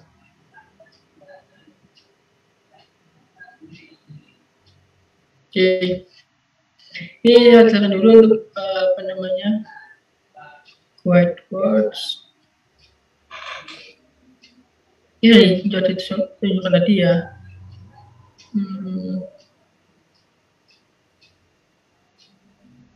Oke, ini format tadi sama.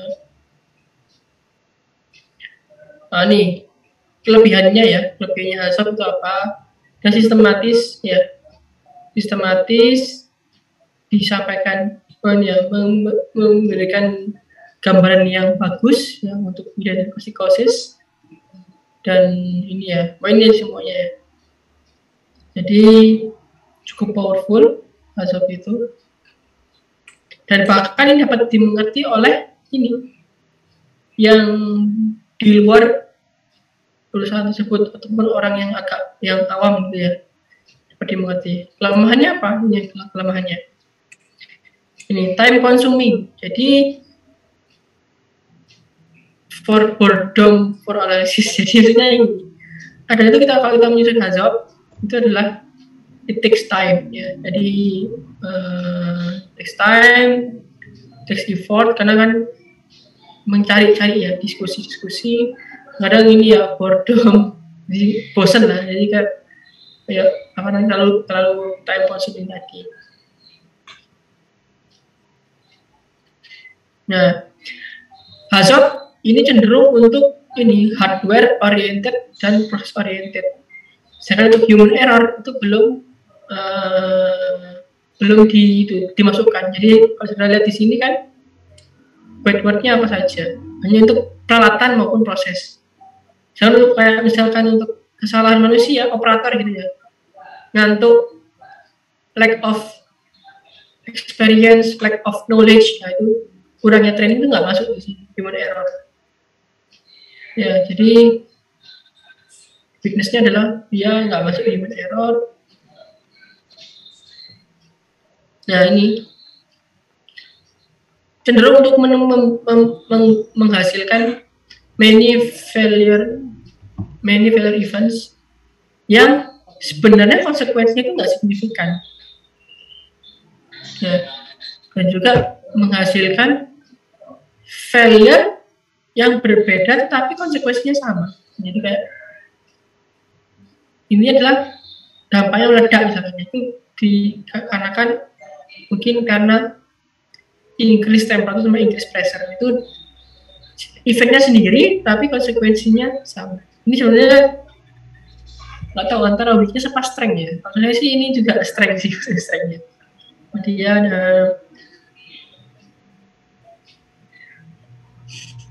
oke, jadi ini ya jangan baca sendiri ya.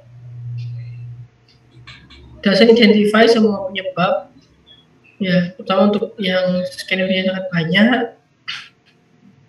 Nah ini ya, takes into account for probabilities, ya. Nah, jadi full kualitatif hanya mungkin dominan aja, tapi dia perlu kualitatif assessment tambahan. Nanti akan dibahas digabung aja. Jadi nanti hasil itu digabung dengan risk assessment biar lebih bagus. The group generally let their collective experience decide whether deviation meaningful. Oke. Nah ini dia nggak bisa, hasilnya nggak bisa untuk ini multiple combination event yang have severe effect. Tadi karena lihat di sini kan dia cuma per satu whiteboard ya. Nah kalau misalkan gabungan gimana? Jadi misalkan ini ya, kayak gabungan ini, no flow plus high temperature. Ya. Di sini kan bisa dikombinasikan. Low flow, high temperature. Nah ini dia nggak muncul, nggak bisa digambarkan. Jadi dia belum bisa untuk menggambarkan itu. Untuk kelemahannya, tends to assume defect. Ya.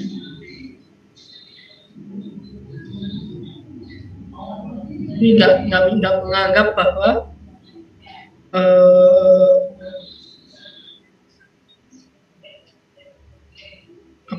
kesalahan pada material itu nggak masuk. Karena kenapa nggak masuk? Karena nggak usah di sini proses parameter. Ya, coba cek di sini. Di sini apakah ada material apa enggak? Di sini. Ya ini nggak ada material, ya. Kayak tebal spek vesselnya, spek bahan bakunya itu nggak masuk di sini. Itu kelemahannya. Kemudian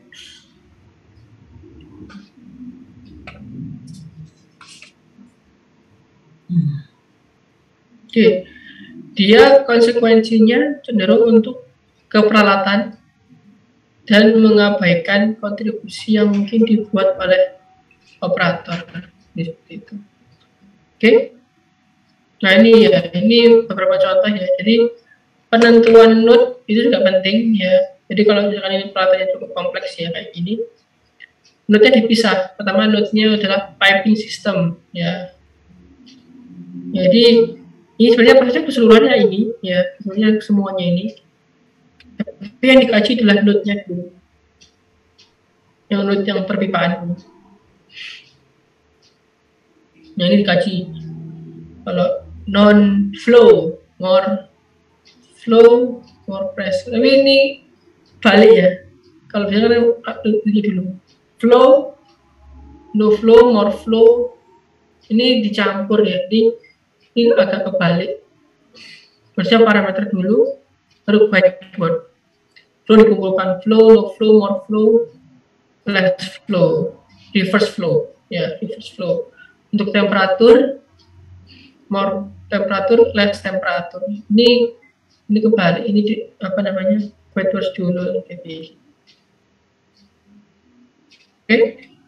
Apakah ada pertanyaan lagi?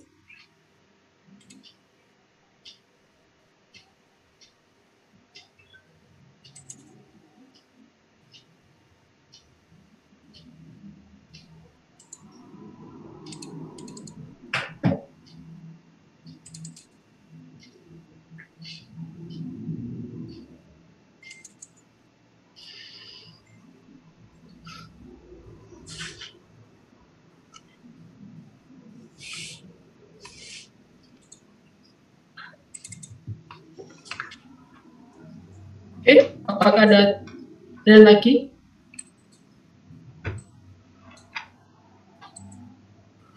Apa yang ingin kalau bertanya, itu, Pak? Silakan ya.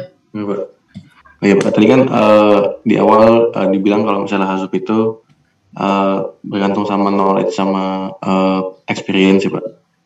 Nah kalau misalnya kita cuman punya knowledge nih Pak, jadi belum punya experience gitu. Kayak cara ngatasinnya gimana ya Pak? Jadi maksudnya, ya walaupun kita nggak pernah experience, tapi mungkin bisa nyusun HAZOP yang lebih baik lah gitu. Karena kan biasanya kalau misalnya experience tuh dia udah pernah jalan sendiri, jadi oh ini tuh bisa juga nih yang ini gitu. Jadi kayak ada lebih kayak feelingnya gitu kali ya Pak, kayak sense-nya gitu. Iya.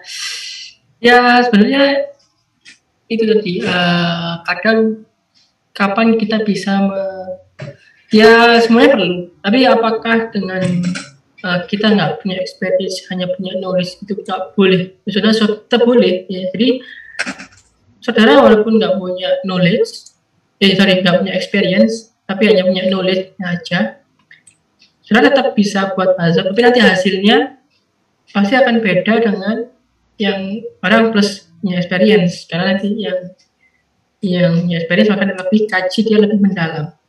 Ini nggak masalah. Jadi kalau ngatasinya gimana? Ya nggak tahu ya saya juga. Jadi kapan experience itu bisa mengalahkan knowledge? Ya mungkin itu. Ya bukan kalah-kalahan ya, istilahnya itu dicari dua-duanya. Ya, usahakan tingkatkan knowledge, tingkatkan experience itu aja ya. Itu Mas Azra. Karena itu dua-duanya perlu ya. Tadi nggak masalah, kadang mungkin baru kerja ya, nggak masalah, nanti akan dimaklumi. Iya. Baru fresh graduate, pengalaman kerja 1 tahun ataupun 0 tahun nggak masalah, nanti bisa akan dimaklumi. Ya seperti itu. Jadi bukan jadi halangan ketika saudara nggak punya experience untuk membuat hal seperti ini. Oke, ada lagi. Oke, ini saya sedikit kasih contoh ya. Ini adalah contoh yang ada di industri ya. Ini adalah mau kajian hazard. Ini punyanya PHE ya, Pertamina Hulu Energy. Nah ini adalah sistem pipa semuanya. Ini semua perpipaan aja. Cuma pipa ini dibagi jadi berapa node ya? Ada node 1, ada node 2, dan node 3. Nah ini baginya gimana? Ini tergantung kesepakatan aja dari rapat. Oh dari sistem ini kita kaji node 1 yang ini, node 2 yang ini, node 3 yang ini. Biasanya karena dari fungsinya ya, karena ini fungsi node 1 sama node 2, node 3 ini fungsinya berbeda, signifikan bedanya. Jadi dibandingkan dari node 2 dan node 3. Node 1 ini untuk bypass system, node 2 adalah distribution system dari fasilitas pemurnian ke customer. Kemudian kalau node 3 ke customer yang lain, ya ke customer yang lain. Ya, dari customer 2 ini kalau yang node 2 ke customer 1, kalau yang node 3 ke customer 2. Kalau yang node 1 ini sistem bypass. Oke. Nah, contohnya seperti ini. Ini hazopnya ya. Kelihatan Excel-nya? Halo? Udah kelihatan Mbak, baru kelihatan. Kelihatan ya. Ini untuk node 1 ya, ini guide words-nya, sorry ini bukan begini, mungkin parameter prosesnya. Flow, pressure, temperatur, ya. Flow itu untuk udah no flow, less flow, more flow, reverse flow. Nah, konsekuensinya apa? Prosesnya apa? Nah, ini biasanya langsung mengacu pada ini, pada PNID-nya. PNID-nya itu ada instrumen apa? Ini ada PV 100. Ada blok, ada manual valve, ada manual valve-nya itu dia ditutup, nah itu gitu ya. Konsekuensinya apa? Overpressure. Safeguard-nya apa? Ini safeguard-nya itu juga mengacu pada peralatan yang ada di PNID. Buka valve ini, lakukan periodic maintenance, inspeksi, ya perlunya adanya surveillance oleh operator. Jadi perlunya secara berkala itu dicek sistem valve-nya di area tersebut. Nah, pasang pressure indicator, nah ini safety valve-nya ini harus dibuka di daerah sini kayak gitu ya. Jadi ini terus kemudian ini sampai sini adalah hazard, sampai sini, sampai kolom ini hazard. Nah, yang ke kanan severity, liability sama risk, ini adalah risk assessment. Nanti akan dibahas di minggu selanjutnya, minggu ya. Ini untuk node 1, untuk node 2 dibahas sendiri lagi, untuk node 3 dibahas sendiri lagi ya. Ini ini harus di mana Pak? Kok harus alat ini harus kayak gini-gini? Ini coba pada gambar tadi sebelumnya. Di sini ada valve apa saja, ada alat apa saja, kayak gitu. Dampaknya apa? Ini kompresor trip. Penyebabnya adalah no flow juga karena kompresornya ngetrip, overpressure. Nah ini dan lain sebagainya. Ya. Oke. Apakah ada lagi yang ditanyakan?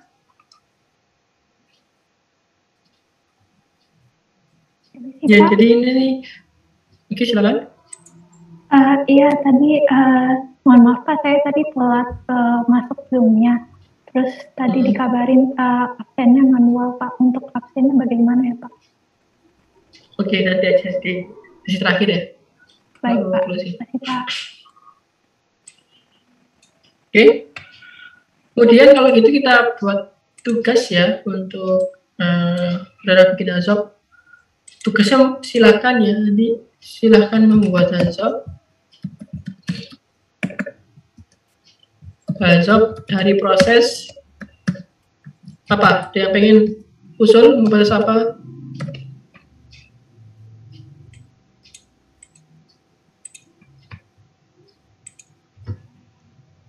Oh gini, ini sudah kerja praktik semua ya? Apakah ada yang belum KP? Ya, semester 5 belum, Pak. Oke, ya semester 5-nya ya, semester 5 ya.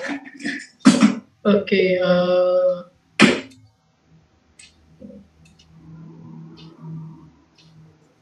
oke. Dari proses ini silakan cari PID atau PID-nya sendiri aja ya, kita tetapkan di sini. Untuk ini ada berapa orang ya? Ada 42 peserta. Mau dibagi, silakan kelompokan ya, mungkin boleh kelompokan, boleh apa, berapa orang, per 8 orang aja ya, per 8 orang, silakan buat apa ini, proses reaktor endotermik ya. Kalian eksotermik, kali ini endotermik. Kemudian proses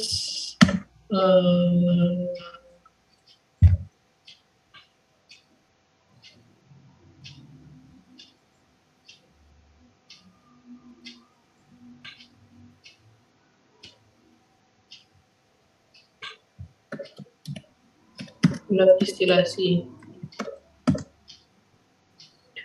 Ketiga, proses. Nanti untuk PID-nya terserah ya, jadi silakan ambil di buku manapun. Insya Allah sama PNID sama PID. Asal saudara nanti tampilkan dulu di Word-nya, nanti tampilkan dulu. Oke, mungkin dua ini aja ya, guys. Ini untuk NRP ganjil, untuk NRP genap ya. Kemudian apa saja yang perlu ditampilkan? Pertama adalah data ya, data acuannya harus ditampilkan sebelum mengerjakan Hazopnya. Apa belum apa? Bisa PFD dan PNID kalau ada ya. Di PFD dan PNID sudah memuat material, stream, pressure dan temperatur. Jadi dari PFD dan PNID saya rasa sudah cukup ya ini. Kemudian baru Hazop tabelnya. Oke, pilih dulu ya, silakan dulu. Mau berapa notes?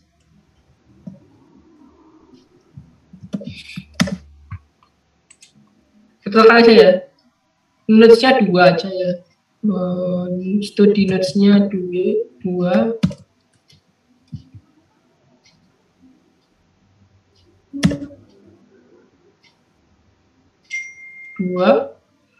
Dan per study notes disesuaikan aja ya. 2, tapi yang paling signifikan ya, yang paling penting. Jadi jangan pilih study notes yang nggak penting ya.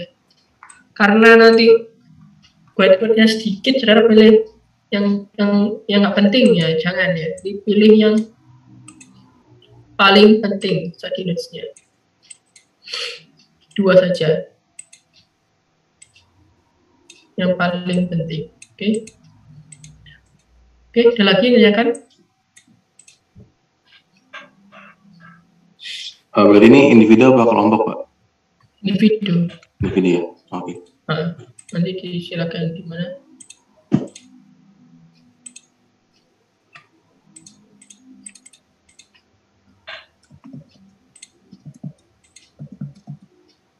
Jadi ini ya. Jadi pilih 2 study notes yang paling penting dan buat table-nya. Jadi ini di data acuan. Oh, tadi sebelum ini ada deskripsinya dulu ya, deskripsi prosesnya, dan narasikan dulu ya. Narasikan dulu proses reaktor ini untuk mereaksikan apa dengan apa, dampaknya dengan sistem apa dengan bagaimana prosesnya. Intinya itu ya, deskripsinya dulu, PFD ID-nya apa, pilih 2 study notes, kemudian di table. Ini sudah sedikit ya, cuma 2 study notes. Dan usahakan gunakan semua guide words-nya ya, semua guide words untuk per study notes tadi. Oke, ada lagi ditanyakan? Permisi Pak, ini nanti buatnya dalam bentuk dokumen seperti itu Pak, kayak Word gitu. Oke, mending di PDF aja ya. Terserah saudara, PDF-nya itu dari Excel, dari Word boleh. Ini dalam bentuk PDF, ini diupload dalam PDF di Classroom ya. Baik Pak, terima kasih. Oke, ada lagi.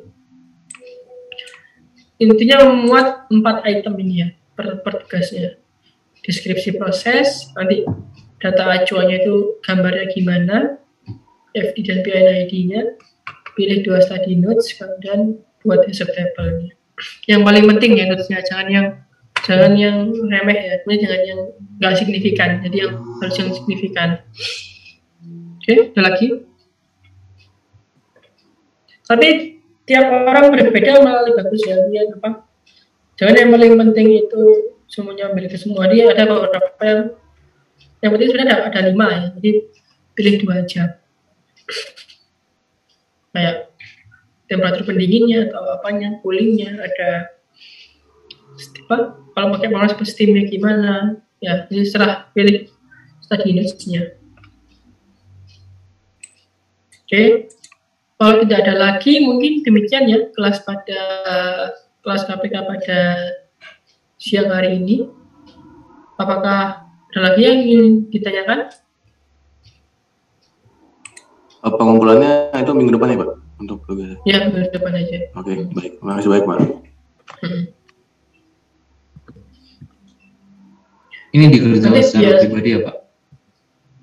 Iya, pribadi, individu semua. Nanti tinggal kalau minggu depan kita nanti langsung bahas risk assessment, tugasnya langsung melanjutkan HACCP ini. Dari HACCP ini nanti dilanjutkan ke risk assessment. Jadi sudah hitung risiko apa, tingkat risikonya.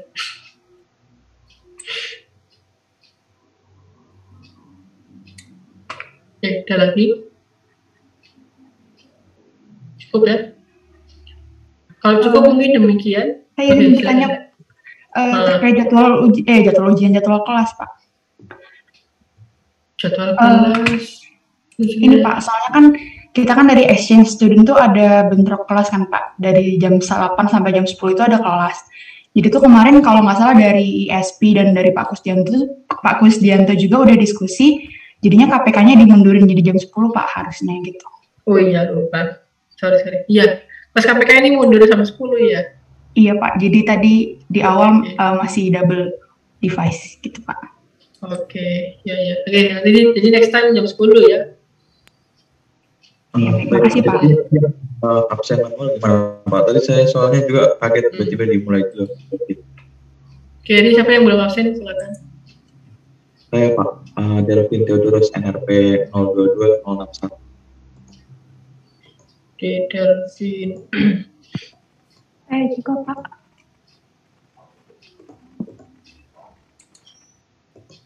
Harus di refresh.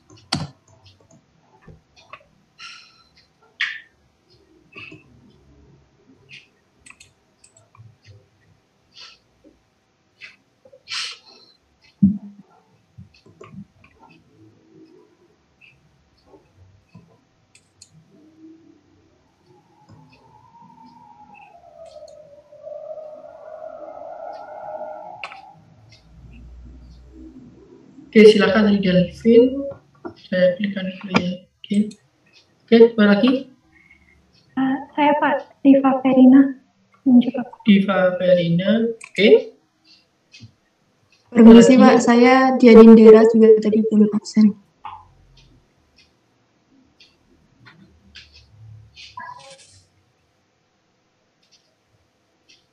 Dianindera, oke. Ada lagi? Udah ya? Sudah semua ya? Oke. Pak, Elmas, Pak Rizky udah belum absen juga Pak. Siapa? Elmas. Elmas.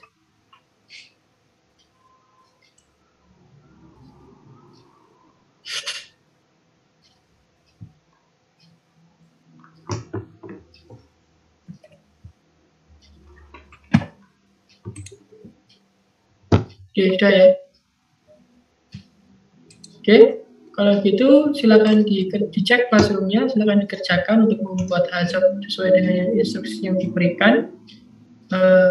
Mungkin kalau ada lagi demikian yang bisa saya sampaikan. Semoga bisa bermanfaat ya. Dan saya akhiri, wassalamualaikum warahmatullahi wabarakatuh. Selamat siang. Waalaikumsalam. Selamat siang Pak. Terima kasih Pak. Terima kasih Pak. Terima kasih.